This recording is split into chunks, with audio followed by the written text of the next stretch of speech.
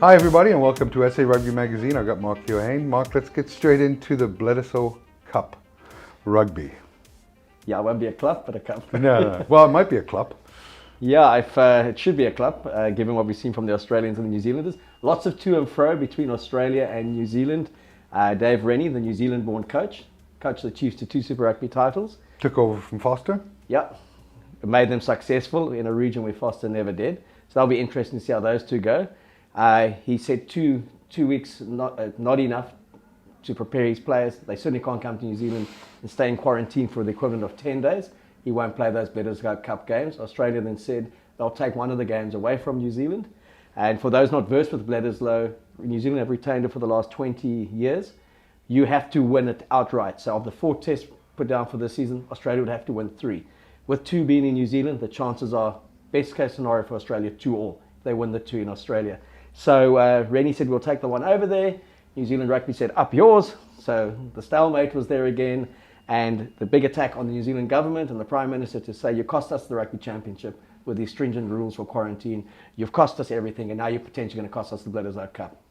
She phoned the Prime Minister. They came to an agreement. They'll relax the rules for the Australians. The Australians are now going to be in New Zealand. They'll play 2 afternoon tests on Sundays, the 11th of October in Wellington and the 18th of October in Auckland at Eden Park. I tweeted the power of the All Blacks, and one of the respected journalists, Mark Hinton, responded, no, the power of an election. Exactly. And everything is now pointing to the election, because the election day is, I think it's in that week between the 11th and the 18th of October.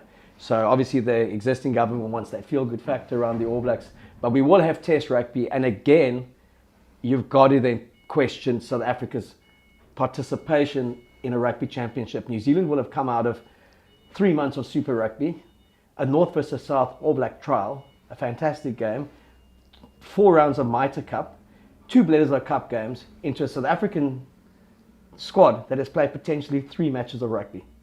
It would just be... I think General Custer had greater chance of I getting think out he of did. little... I think he did. So there was a report in the report. So, and I know that is kind of one of the publications that Rassie does speak through. And there was talk of sending a very inexperienced feeder Springbok side over there for them to just kind of get the hang of it, play in a competition, and they rest their top 10, 15 Springboks. So lots of Australasian rugby happening. I believe we're going to start on the 27th at Loftus with the Superheroes Day.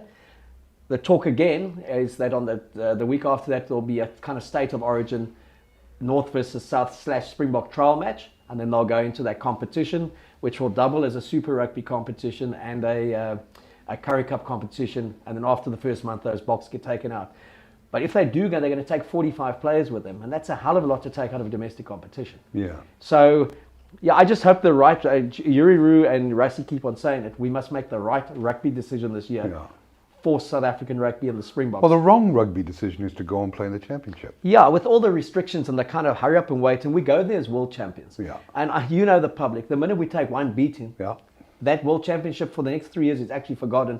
The scoreboard doesn't say... It'll take the shine off the World Cup, yeah. won't it? It will, and it's like, it doesn't say feed a Springbok team. You know, I remember when I was with Sorry, Mark, not to me, or not to you, but to the unknowledgeable South Africans out there that'll start to get on that bandwagon about losing to New Zealand.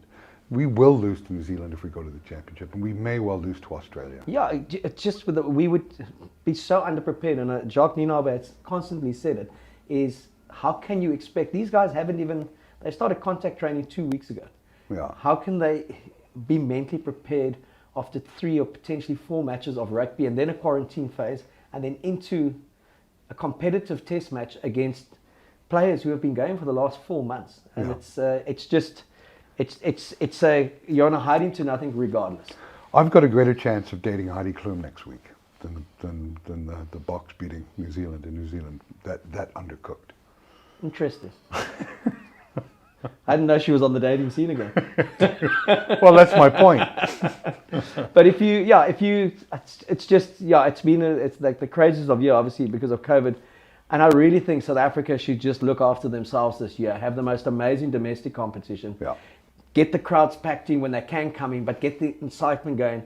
New Zealand found that when they went this double header, their top 5 teams against each other, it lifted the quality of their game, The crowds got interested again because there wasn't a Rebels game, a week Kings that were playing the next week, a Brumbies coming over to South Africa. Oh, was there a game? It was these teams against each other. So if you had a full-strength Stormers up against the Bulls, double header, all the other teams coming in with all the best players, you would just set the tone for me for a fantastic springboard to the British and Irish Lions tour next year, which by all accounts for most venues is going to be a sellout, and it's going to be the tour of the year in world rugby, and one of the best sporting events in South Africa since 2010 FIFA Soccer World Cup.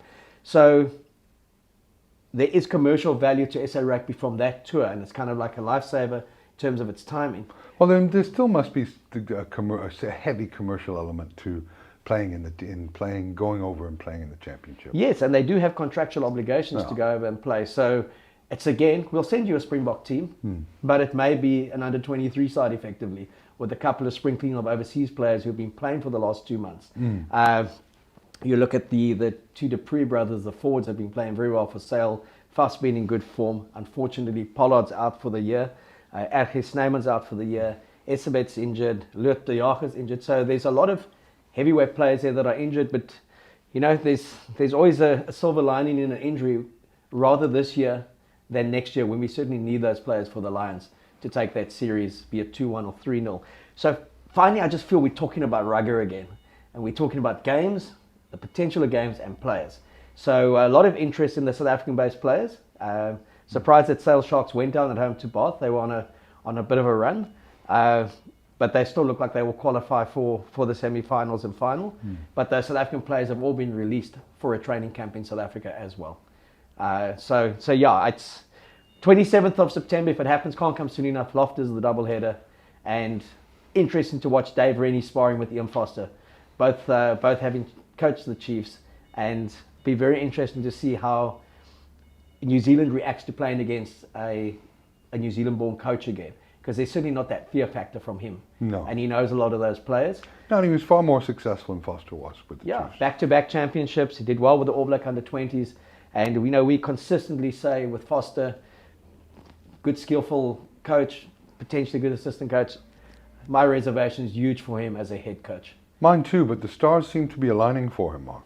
They do, and I'll tell you one thing that has interested me is how well Plum is integrated back into the New Zealand system. John Plumtree, like 2 decades with the Sharks, had great ambitions of coaching the Springboks, went and assistant coach to Ireland, went back to Wellington, got the Hurricanes head coaching job, has brought in as a forwards coach, and I see he's been quoted a lot in the media to say they're trying to pick a different type of All Black forward, one that won't get beaten up by the Springboks and beaten up by England, because that's what they feel happened to them at the World Cup. Even though they Pox that win against the Boks, they were physically not up to it. So, interesting dynamic. That is an interesting dynamic, and when you over the last decade, with the exception of a few outings, it's been I felt it was always the All Blacks who were beating up the Springboks, unless I've been watching a different game. No, it's again though the one thing that no one ever gives that All Black pack credit, and they tend to, and they're like the Crusaders pack. You don't think that they're hammering you, but they do, and they're backing enough ball. But what's in the public's memory is that disintegration against England, and they got bullied and they got tossed around like ragdolls in that game. And it only has to happen once in 10 years, and that's the game they remember. People also, I once said to Ollie, what do you think of Manny Pacquiao? He said the guy got knocked out cold like that. No, the bloke who's won 8 championship belts in different divisions, but that thunderous knockout blow that he suffered. So it's going to take a big effort from the All Blacks against a side like the Springboks or England to, in a way, erase that memory of what happened in Tokyo. But yeah, exciting times over the next month. I just want to see Ajax on the field. And I still think we can pick a bloody good side with the international players who are overseas and the local players. And it does give Jacques Nienaber and Rassie a huge opportunity to see how effective would they be without Pollard. So is it Jantjies, is it Bosch, is it Willemse, is it a Robert Dupree that comes into the 10 channel?